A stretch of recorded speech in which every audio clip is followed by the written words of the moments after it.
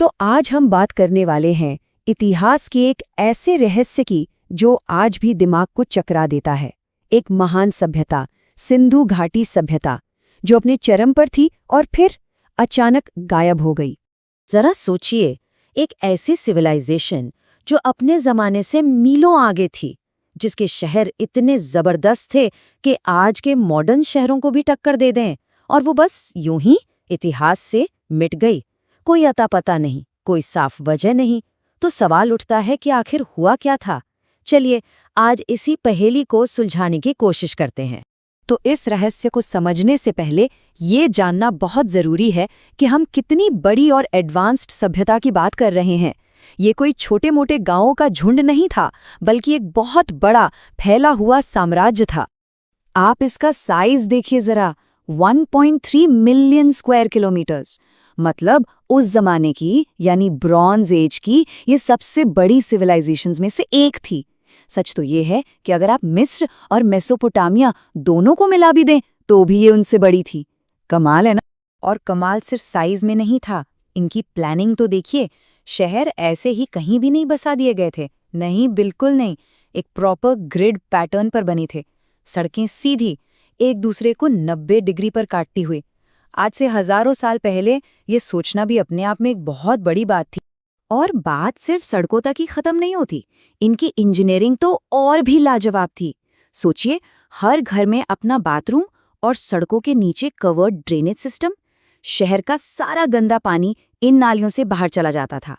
उस जमाने में इस लेवल की साफ सफाई और कहीं देखने को नहीं मिलती थी, कहीं भी नहीं। तो सवाल फिर से वहीं आ जाता है, इतनी एडवांस, इतनी कमाल की सिविलाइजेशन आखिर खत्म कैसे हो गई? सालों तक, बल्कि दशकों तक हिस्टोरियंस और आर्कियोलॉजिस्ट ने कई अलग अलग थ्योरीज पर काम किया, बिल्कुल किसी जासूस की तरह जो छोटे छोटे सुरागों को जोड़ने की कोशिश कर रहा हो। तो जो मेन सस्पेक्ट्स थे वो कौन थे? सबसे पहला शक गया आर्यों के आक्रमण पर। कुछ ने कहा कि नहीं, भयानक बाढ़ आई होगी, और कुछ का मानना था कि जबरदस्त भूकंप आए होंगे जिन्होंने नदियों का रास्ता ही मोड़ दिया। ये जो आक्रमण वाली थ्योरी थी ना, ये ऋग्वेद की कुछ बातों पर आधारित थी। लेकिन प्रॉब्लम ये है कि जब खुदाई की गई तो जमीन के नीचे से लड़ाई झगड़े का कोई बड़ा सबूत मिला ही नहीं। इसलिए आज के ज्यादातर एक्सपर्ट्स इस आइडिया को नहीं मानते। हाँ, लेकिन जो नेचुरल डिजास्टर वाली थ्योरी थी उसमें थोड़ा दम लगा। जैसे कि मोहनजोदड़ो में पता है 30-30 फीट मोटी मिट्टी की परतें मिली हैं। ये साफ साफ इशारा करती हैं कि वहां भयानक बाढ़ आई होगी। और ये भी हो सकता है कि किसी भूकंप ने सिंधु नदी का पूरा रास्ता ही बदल दिया हो और शहरों का पानी ही बंद हो गया हो।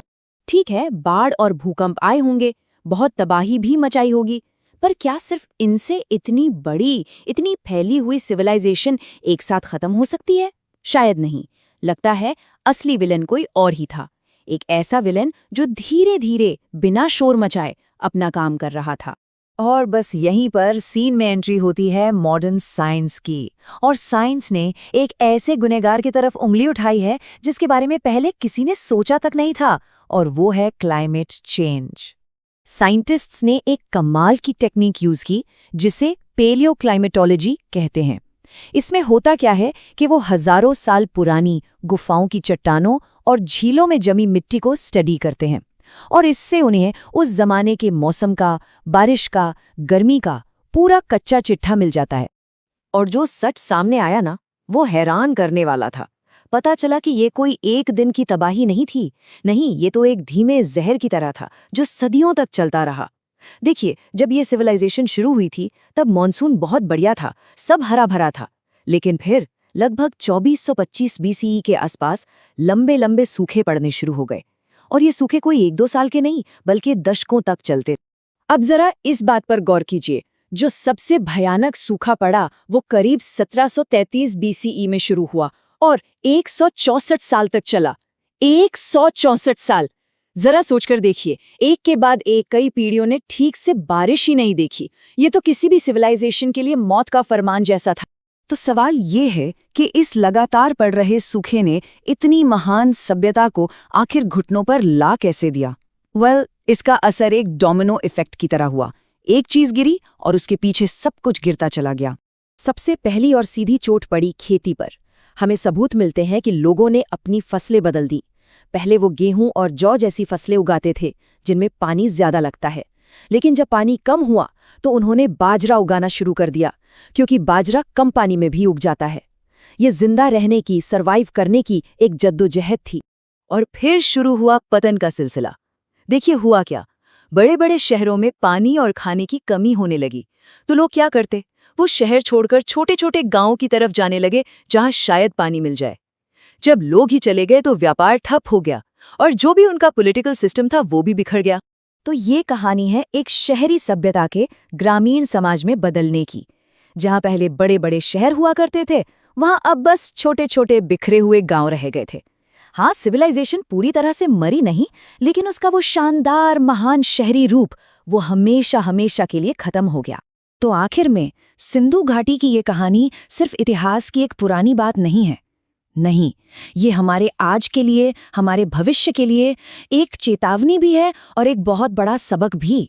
तो सबसे जरूरी बात जो हमें याद रखनी है वो ये है कि इसका अंत किसी एक हमले या किसी एक बड़ी बाढ़ से नहीं हुआ, बल्कि सदियों तक चले क्लाइमेट चेंज ने, सूखे ने धीरे धीरे इस महान सभ्यता की नींव को ही खोखला कर दिया।